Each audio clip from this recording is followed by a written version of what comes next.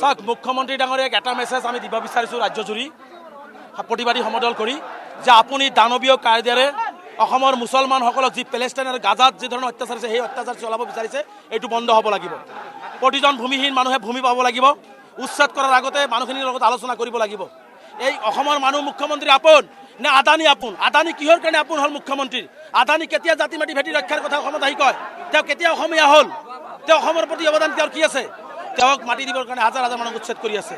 আজি ব্ৰহ্মপুত্ৰ গৰাখহনীয়া কবলত পৰা মানুহ গৃহহীন মানুহ ভূমি দিব লাগে, তেনে ক্ষেত্ৰত মুখ্যমন্ত্ৰী মানুহখিনিক মৃত্যুৰ মুখলৈ ঠেলি দিছে। মানুহ আত্মহত্যা কৰিছে। আজি হাজাৰ হাজাৰ ঘৰ ভাঙি শেষ কৰি পেলোৱা হৈছে। এইটো বন্ধ কৰিব লাগে। মুখ্যমন্ত্ৰী ডাঙৰীয়াক স্পষ্টভাৱে সকীয়াই দিছোঁ, মুখ্যমন্ত্ৰী ডাঙৰীয়া যদি ধৰ্মীয় সংখ্যালঘুৰ ওপৰত এই অত্যাচাৰ বন্ধ নকৰে তেনেহ'লে আজিৰ পৰা কাৰ্যসূচী আৰম্ভ হৈছে। দিল্লীতো 16-17-18 তাৰিখে কাৰ্যসূচী কৰিম। তাৰপিছত অসমত এক ভয়াৱহ আন্দোলন হ'ব। অসম স্তব্ধ কৰি দিয়া হ'ব। অসমৰ মুখ্যমন্ত্ৰীক স্পষ্টকৈ কৈছোঁ যে আমি আমাৰ জীৱন আৰু সম্পত্তিৰ নিৰাপত্তা যদি আমি নিজে ল'বলগীয়া হয় তেনেহ'লে কিন্তু যি পৰিস্থিতি অসমত হ'ব তাৰ বাবে কিন্তু অসমৰ মুখ্যমন্ত্ৰী দায়ী হ'ব। আজি মুখ্যমন্ত্ৰী ডাঙৰীয়া মানুহৰ জীৱন আৰু সম্পত্তিৰ নিৰাপত্তা ল'ব লাগে অভিভাৱক, আৰু তেওঁ কয় মই কিয় দায়িত্ব ল'ম? এজন এনেকুৱা পাখন কি কয় দানৱীয় মুখ্যমন্ত্ৰী, এনেকুৱা হৃদয়হীন মুখ্যমন্ত্ৰী আচলতে থাকিব পাৰে নেকি? বিশ্বত ক'তো নাই। এইজন মুখ্যমন্ত্ৰী হিমন্ত বিশ্ব শৰ্মা ডাঙৰীয়া আছে।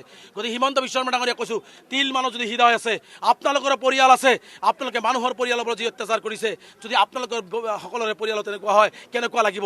এই কথাখিনি মুখ্যমন্ত্ৰী ডাঙৰীয়া বুজক, আৰু এই অসহায় ভূমিহীন গৰাখহনীয়াৰ কবলত পৰা ভূমিহীন মানুহক ভূমি দিয়াৰ ব্যৱস্থা গ্ৰহণ কৰক, এই দাবী উত্থাপন কৰিছোঁ। ৰাজ্যজুৰি প্ৰতিবাদী সমদল হৈছে, পুলিচ লগাইছে, আমাক প্ৰতিবাদী সমদল কৰিব দিয়া নাই।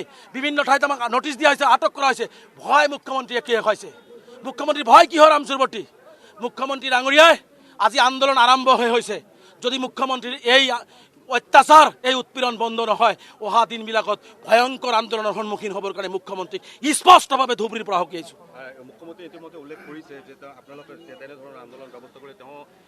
ব্যৱস্থা কৰক মুখ্যমন্ত্ৰী ডাঙৰীয়া। কি কৰিব? ব্যৱস্থা কৰিব কি? ব্যৱস্থা মুখ্যমন্ত্ৰী কৰিব?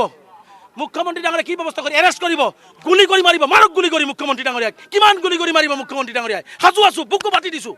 মুখ্যমন্ত্ৰী ডাঙৰীয়াই অন্যায় কৰা বন্ধ কৰক মানুহৰ লগত।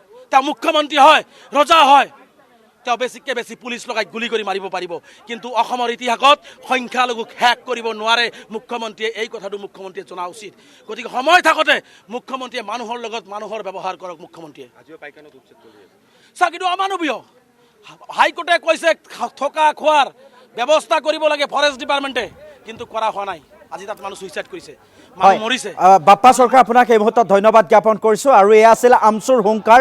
আমচুৱে দাবী কৰিছে যে তেওঁলোকৰ যিসমূহ দাবী আৰু এইসকল উচ্ছেদত যি অমানৱীয় উচ্ছেদ বুলি তেওঁলোকে উল্লেখ কৰিছে, এই শীঘ্ৰেই বন্ধ কৰাৰ দাবী তুলিছে।